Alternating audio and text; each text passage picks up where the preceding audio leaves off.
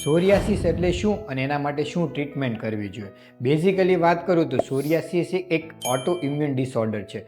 Auto immune disorder એટલે કે તમારી જે ઇમ્યુનિટી છે એ ઓટો મોડમાં જતી રહી છે અને ઇમ્યુનિટીને ખબર નથી પડતી કે આ સ્કિન તમારી છે કે બહારથી આવેલી સ્કિન છે, એટલે એના ઉપર એ એટેક કરે છે. જેના કારણે એક ઓટો ઇમ્યુનિટીની સાયકલ ક્રિએટ થાય છે અને તમારી સ્કિન ઉપર લાલ કલરના ચટાકા પ્રોડ્યુસ થાય છે, જેમાં સફેદ ફોતરીઓ નીકળે છે અને વધારે ખોતરવાના કારણે ઘણીવાર લોહીના ટપકા પણ નીકળે છે. હવે ટ્રીટમેન્ટની વાત કરીએ તો સોરિયાસિસ એક એવી પ્રોબ્લેમ છે જે હંમેશા લાઈફ ટાઈમ રહેવાની શક્યતા ઘણી બધી છે. એટલે કે આને જડમૂળથી ટ્રીટમેન્ટ કરવી બહુ જ ડિફિકલ્ટ છે. જો તમને માઇનર લેવલનું સોરિયાસિસ છે તો તમે મોઇશ્ચરાઇઝર ને કોર્ટિકોસ્ટીરોઇડ ક્રીમ લગાવીને પણ સારું કરી શકો છો.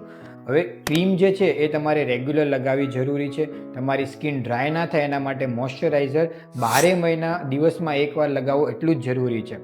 અને જો સોરિયાસિસ આખા બોડી પર થાય, શિયાળામાં ખાસ કરીને વધી જતું હોય છે, એટલે જો આખા બોડી પર વધી જાય તો તમારે ડર્મેટોલોજીસ્ટને બતાવીને અમુક ટેબ્લેટ જેમ કે મિથોટ્રેક્ઝેટ, સાયક્લોસ્પોરિન, ટોફાસિટીનિબ કે અઝાથાયોપ્રિન આવી કોઈ પણ ટેબ્લેટ પણ લઈને એને કંટ્રોલ કરવું પડે છે.